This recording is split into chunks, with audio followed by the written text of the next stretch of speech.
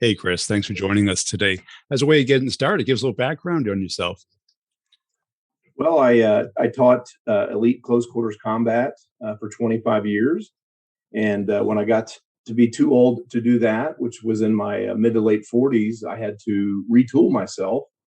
And from that point forward, I decided to get into sales, and I did that for about 6 years, and did very well, utilizing a lot of the same mindset tactics that I taught with close quarters combat, and I achieved a very high level of success in a very short amount of time.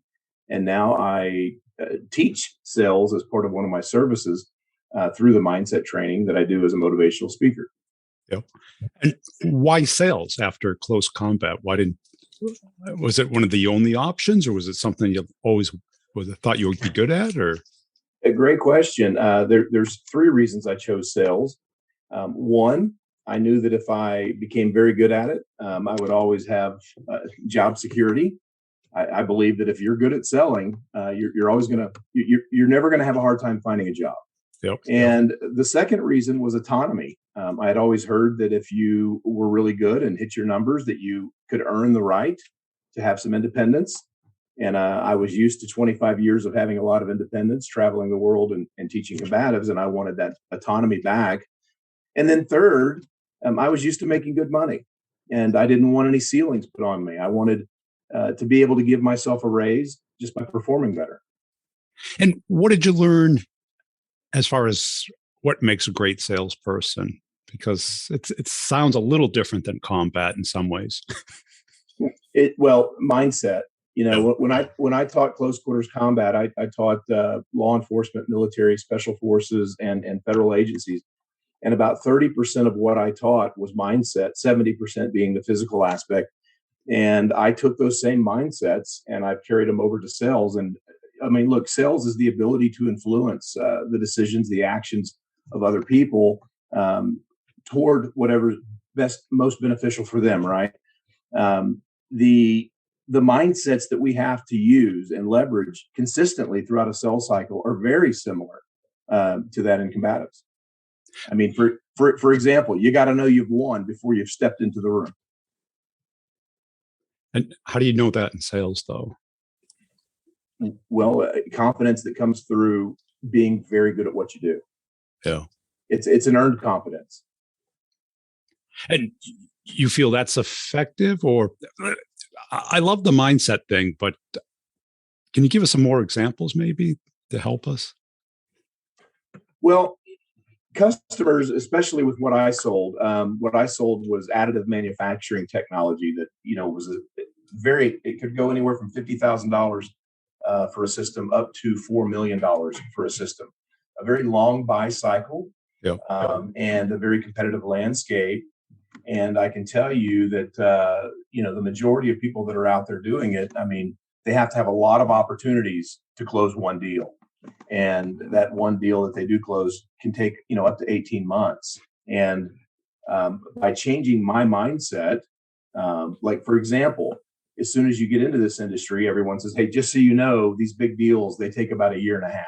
Okay, they tell you that, so don't go chasing the big deals. That's whale hunting. You got to stay over here with some of the smaller stuff. That's the bread and butter. Well, that's a mindset. If I adopt that, I have the mindset now that it's going to take me a year and a half to close these big deals. Well, I refused to adopt that mindset.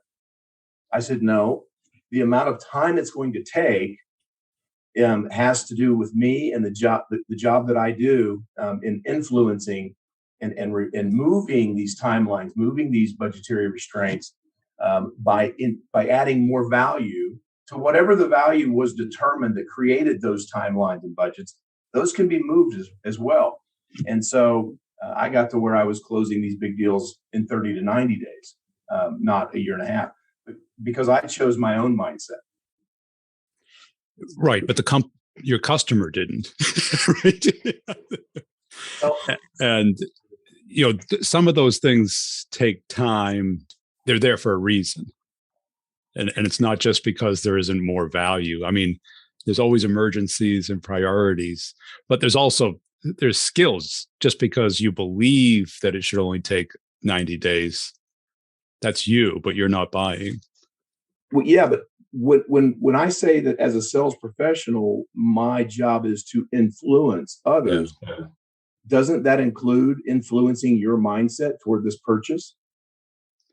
I get that part, but how did you get the customer to move? Because we're usually dealing with the person who needs us, but they have no money, very little political power, and almost zero understanding of the administrative process.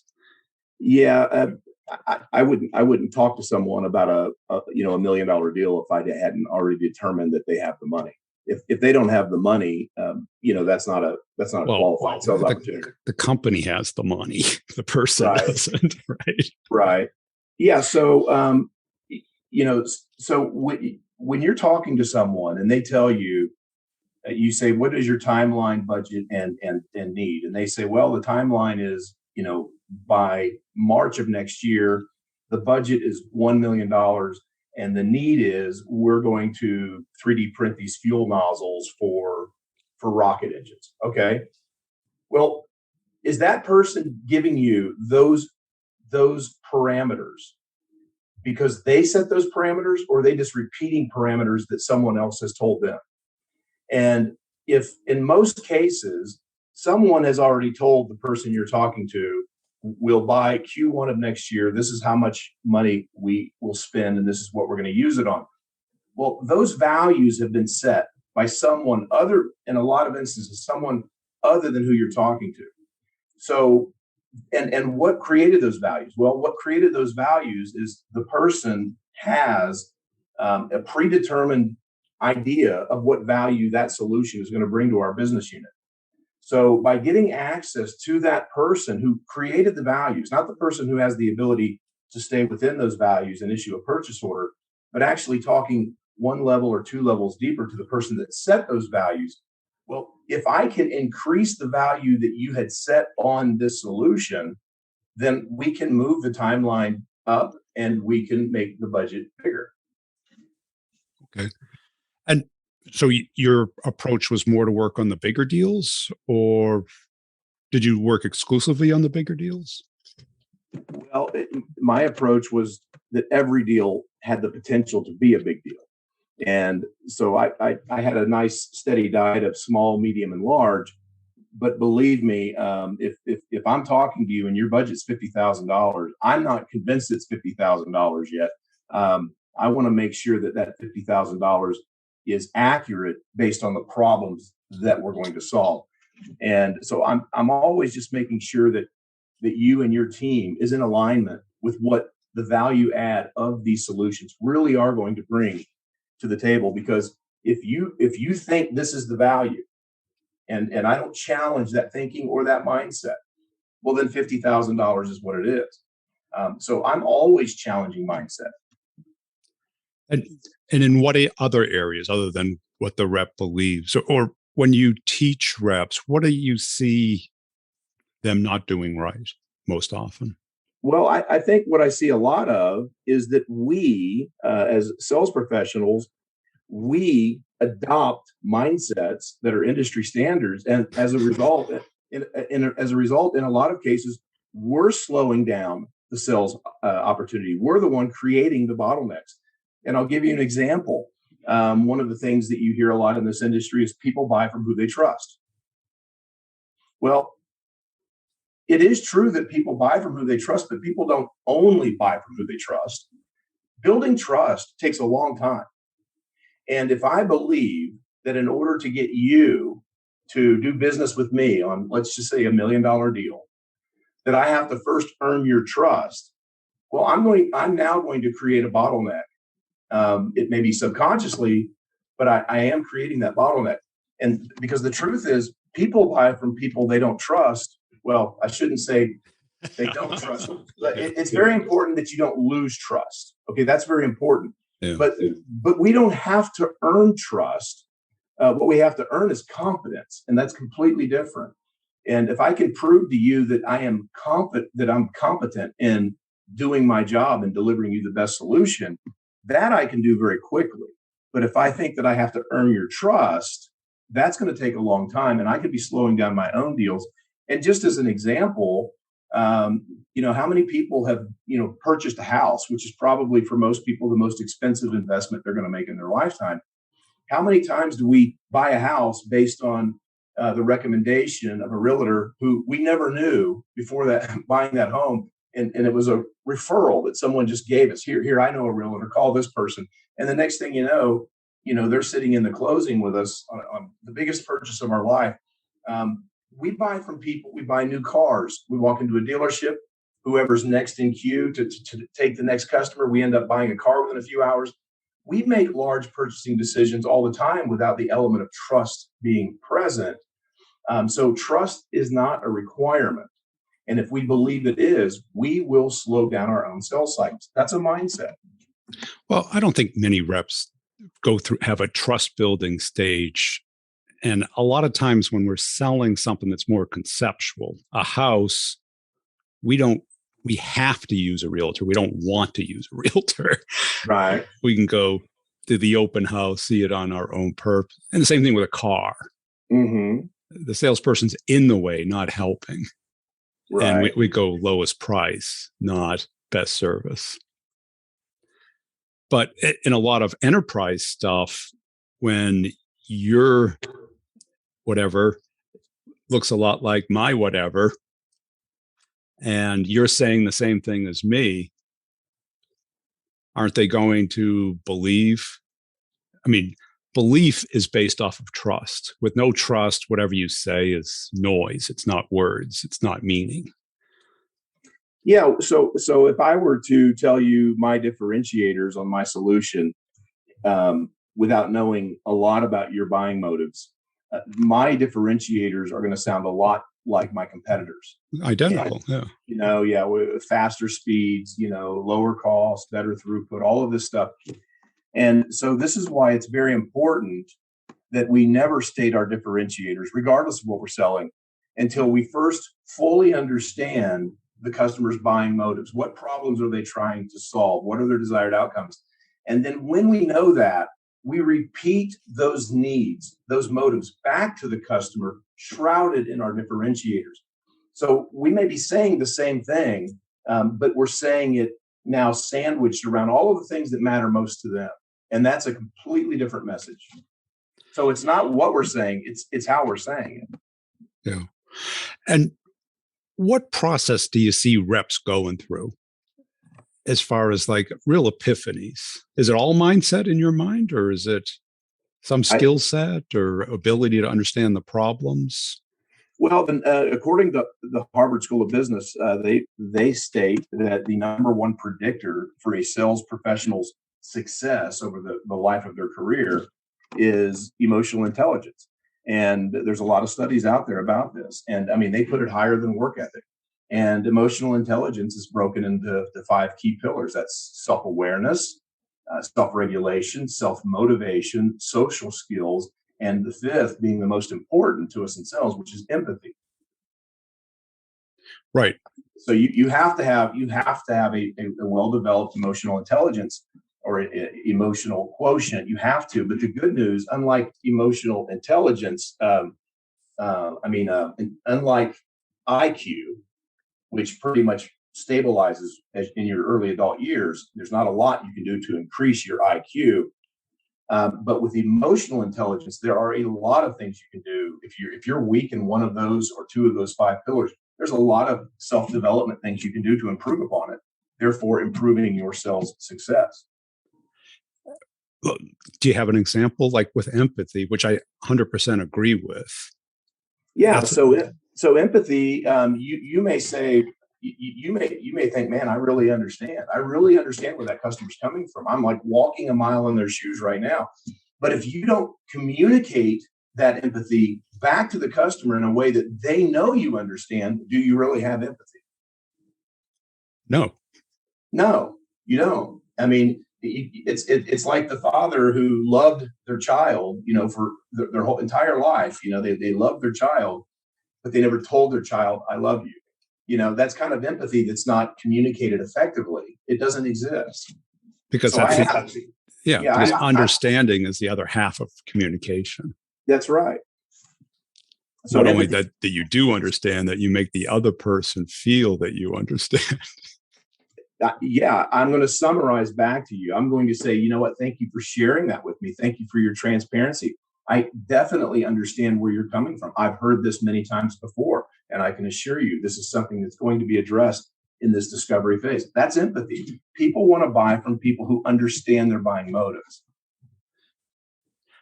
Any others that, I mean, do you take people through kind of an EQ skill set development? Because I think it is important. I think too many people read the book and check the box. I've got EQ. Yeah. So what I do as far as emotional quotient or emotional intelligence is I give examples of what each one would look like in a sales environment, and then I say, look, here's what I want you to do. I want you to score yourself on a 1 to 10 on each of these 5 pillars. 10 being I think I'm perfect at it, and 1 being I really need some help here. And just be honest with yourself. And then we kind of go through that. It takes about 10 or 15 minutes of showing broad examples of each of those pillars. And then I say, all right, now we're only going to focus on the one you gave the lowest score to, because that's your blind spot. That's the one that's probably costing you the majority of your deals, kind of the Pareto's rule of 80-20, right? Probably 80% of your deals are being lost from 20% of your EI or EQ, being off.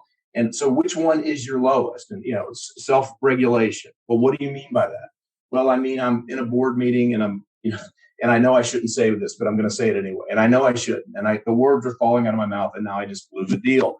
All right. So that's self-regulation or self-awareness. I'm in a meeting doing a presentation, and I'm rambling, and everyone is just on their phone. No one's paying attention to me, but I don't notice that because of low self-awareness. So, and I keep going, and I lose the room. So the point is, don't think you need to work on all 5. Just find the one that's killing the majority of your deals and work on that one.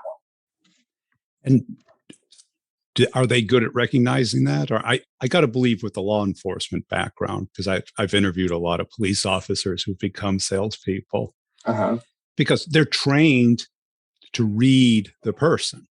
Mm-hmm. From a traffic stop to, a break-in or whatever. It's like, what is the assessment here? Where's my risk?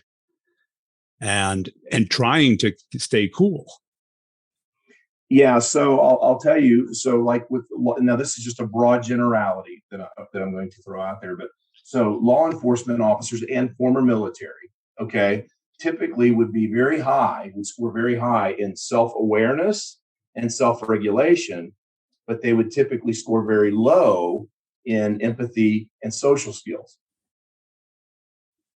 I said, get in the car. Hey, thank you, officer. This person was stand aside.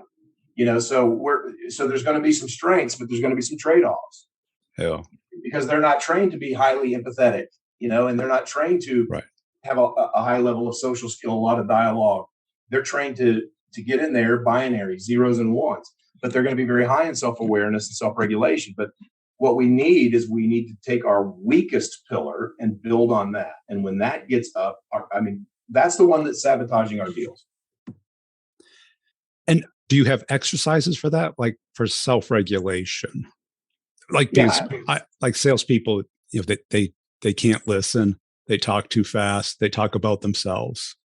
Yeah, and that's going to be self-awareness too. So self-regulation and self-awareness go hand in hand there. And yes, I do have drills for that. So if it's a self-regulation issue to where you're basically doing and saying things that you shouldn't be, then I would recommend that you kind of put yourself in timeout. Like if there's something you're about to say, wait 60 seconds. And at the end of 60 seconds, does this still need to be said? Yeah. And just that one thing, it's amazing, how much that'll stop. I know some reps who manually use the mute button as their self-regulation switch. Yeah, that's great. I love that. Because it requires you to, engage your physical body to talk instead of just your mind and your mouth. If I had to kind of pinpoint what I thought the most crucial elements to a successful sales career would be, obviously EI would be at the top, just because of all the research that supports that.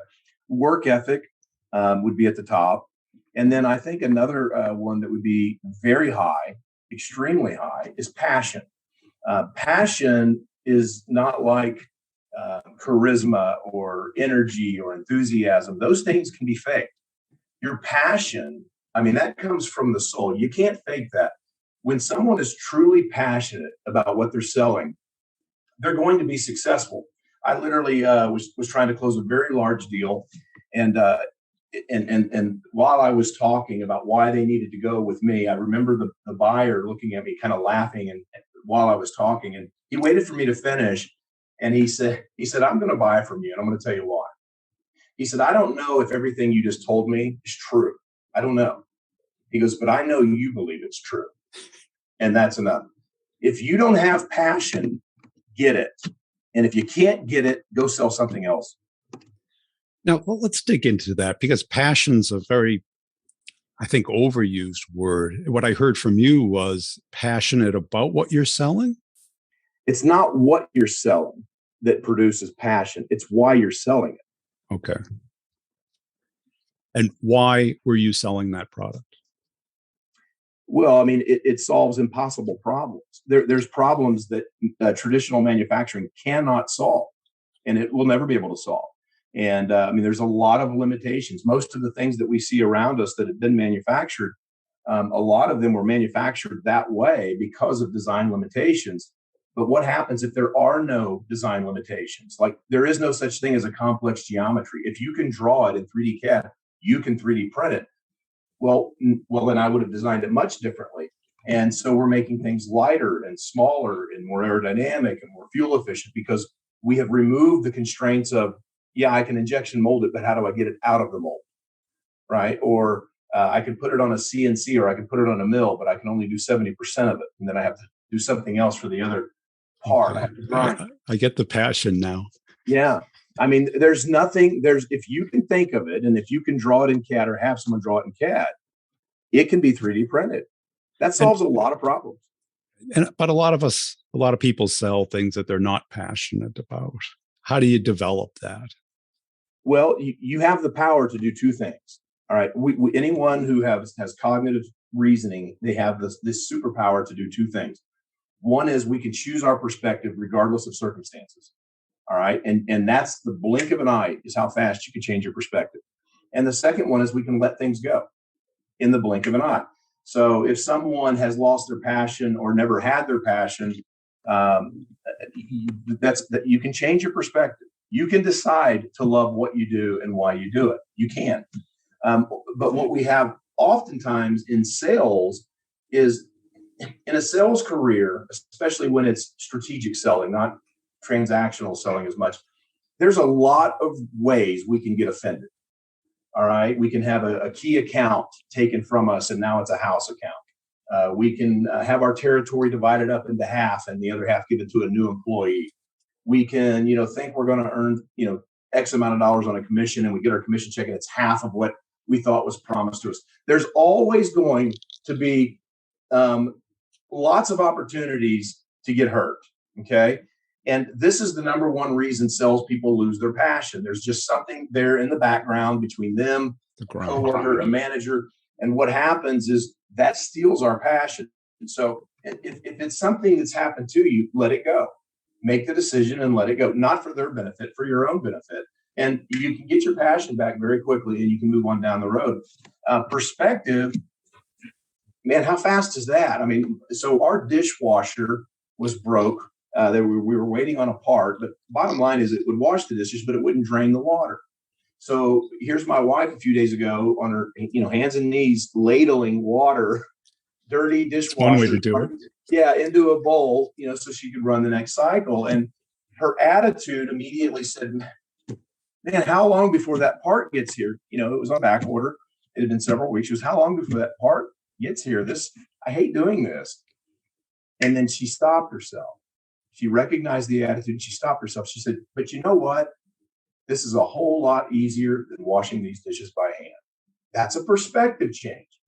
And so if you've never had passion for what you're selling, you can choose to be passionate about it. I mean, here's the thing about perspective, but not a lot of people understand.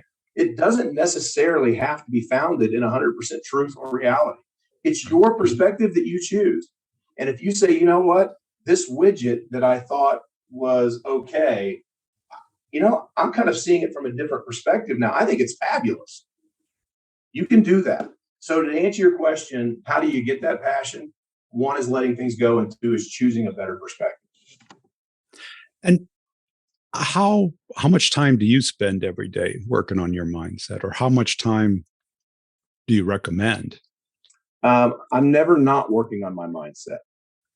I have a certain mindset of, for example, one of my mindsets is I choose to remain optimistic. All right, I'm an optimist. I want to remain optimistic. And so let's just look at the four attitudes. So we'll start down here with the worst. We've got pessimism. All right, and then we've got a little different is a realist. All right, so I'm a pessimist. I'm a realist. I'm an optimist. And then over here on the other end of the spectrum, we've got an idealist. All right, I don't want to be an idealist. I don't want to be someone who walks outside in the pouring rain and says, no, it's not going to rain today. Okay, I don't want to be a pessimist, right? To where it's clear and sunny and I look up and say, it's going to rain. I know it. I want to be somewhere in the middle there. And optimism is a wonderful place to be. So by always choosing a mindset of optimism, always, I'm working on my mindset. By recognizing negative energy, negative vibes in an environment. If I walk into an environment, for example, let's just say I walk into an environment and there's a horror movie, right? A gruesome horror movie playing on the big screen. I'm going to turn around and walk out. Because my environment affects my mindset. So I'm sensitive to these things to where I'm always vigilant. Positive environment. For how much news do I allow myself to watch? Right. I give myself 5 minutes. 5 minutes, dig in, find out get the highlights, and then get out. All right. So I'm always working on my mindset. And when you're interviewing a rep, how important is it? Let's say their mindset is, say, a 5 out of 10, but their skill set's a 9 out of a 10. I'm fine with a 5 out of 10 as long as they come across as being teachable. And have you ever found successful reps who are pessimists? No, not successfully, not year after year. No, not repeatable. I've seen people with the wrong mindset who've made a good play, who've had a good game, who even may have had a good year, but they haven't had a good career. And do you look at this mindset in aggregate, or is it these bullets? Well, my book that's coming out here in about 60 days is called 50 Pivotal Mindsets. And what I've done in this book is I've broken mindset into 10 categories. Okay. And there's 5 mindset chapters per category. So 50 total. But I've grouped them like this: fear and intuition. Okay. That's a mindset category. Attitude and perspective. That's a category. Letting go and moving on. That's a category. Relationships and boundaries. That's a mindset category. So I've really broken it up into a lot of smaller bite-sized pieces, but I believe they're all important. Mental fitness and well-being. Yeah. Cool. Hey, Chris, I really appreciate your time today. Where can people go to connect with you and learn more about your work? Thank you. Motivationalpros.com.